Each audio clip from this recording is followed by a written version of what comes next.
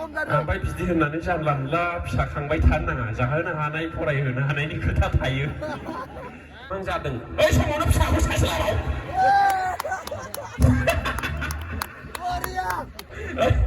खदै गगोन बेवहाय आङो माने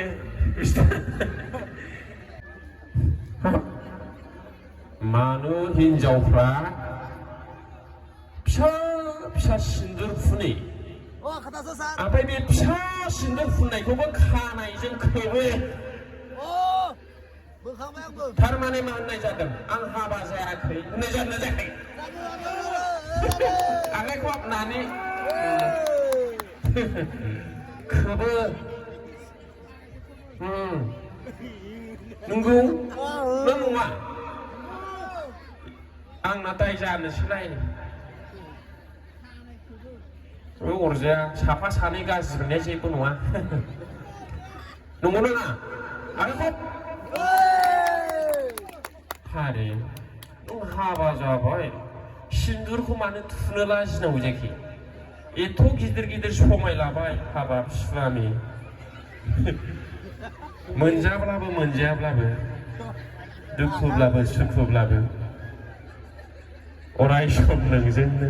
थैस' थांस' आं रायजो जागोन बिदि होना दालाय मान्डबाव हाथासुनिफ्राव आरो बे फाग्ला बे हिनजावानो बिदि एथ' गिदिर समाय लानोनो गुबुन हौवा लायोबाव मिथिबाय आं बिराद दुखु मोनो ओंखायनो आं बारा बुंला गाज्रि मोनगोन सिन्दुरखौ थुनोबा एखेबारे आदा खि ओरै सिगांजों थु आदा खि आरोखि जा दुखु मोनो फिसा फिसा थुयो हासिब गनसेया देरसिन जाबावोलै हासिब गनसेखौ मिथिना मिथिया एखेबारे हासिब गनसेया सोरनाबा सोरनाबा देरसिन जानो नागिरबावो सिन्दुर थुनाया माने मा होननाय जादों आं हाबा जायाखै होननाय जायाखै बिदि जायो सोरबा ओंखायनो आदा खि थु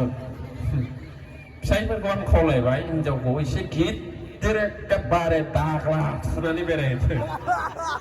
ओमफ्राय आं खावलायबावनो सानो हौवाफोरखौ मानसिफोरनि हौवाफोरनि हिनजावा मानो खारदों बेखौ खोन्थानोसै आङो नोंसोरो खोनादों नामा बबेबा जायगायाव आहार जाफुनाय फिसा गोनां हिनजावखौ खारै खोनादों नामा बेवहाय खोनादों खोनायाखैना नोंसोरो बहाबा गारना खारनाय गुबुन हौवाजों खोनायाखै दा होनब्ला आखाइखौ ओरैबादि अनसुलि बिमाफ्रा बा हाबा जानायफ्रा अन्थाव बाथाव बेस्रा आहार जाफुनाय गथ' बेखौ बोरै गारना खारलायखो खारा माब्ला खारो जेब्ला फिसाया क्लास 6 मोनबाय क्लास 7 मोनबाय 10-12 बोसोर 15 बोसोर जाहैबाय नैबे समावसो गारना खारो नोंसोर निउसाव दानो थांनानै नाय ओंखायनो आं खावलायदो हौवाफोरखौ आरोखि जायफोरना हिनजाव दं उन्दैफोरखौ जेब्ला 10 बोसोर जायो 12 बोसोर जायो 7 बोसोर जायो 4-5 बोसोर हारसिं स्कुलाव थांनो हानाय जायो होमब्ला बे खारनायफ्रा गासिबो बिदि गोनां गोजा दे सोरनाबा 6 बोसोर जाबाय सोरनाबा 10 बोसोर जाबाय सोरनाबा क्लास 6-7 मोनबाय दा नोंसोर निउसाव नुनायफ्रा गासिबो बिदिनो गोजा नंगौ नङा आहार जाफुनाय फिसा गोनाङा खारफेराखै ओंखायनो आं खावलायदों हौवाफोरखौ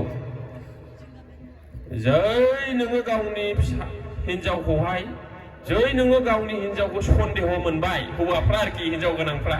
सोरबा हौवाजों लिं लानाय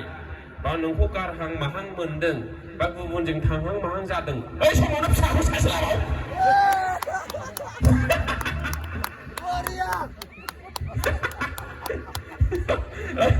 खदै गगोन बेवहाय आङो माने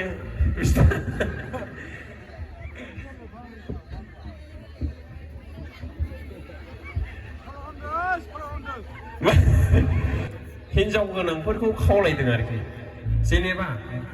सोरनिबा हिनजावा खारहां माहां जादों बा गुबुनजों वाट्सएप फनाव लिंक लायो बा रायलायो बा गोसोथोनाय दङ ओइ समावनो फिसाखौ सासे लाबाव ओइ 6-7 जन फिसा गोनांखौ रावबो दोनखारफेराखै दे गोसोआव ला नंगौ बबेबा जायगायाव फिसा 3-4 गोनांनि हिनजावखौ खारनाय खोनादों नोंसोरो सोरनिया खारदों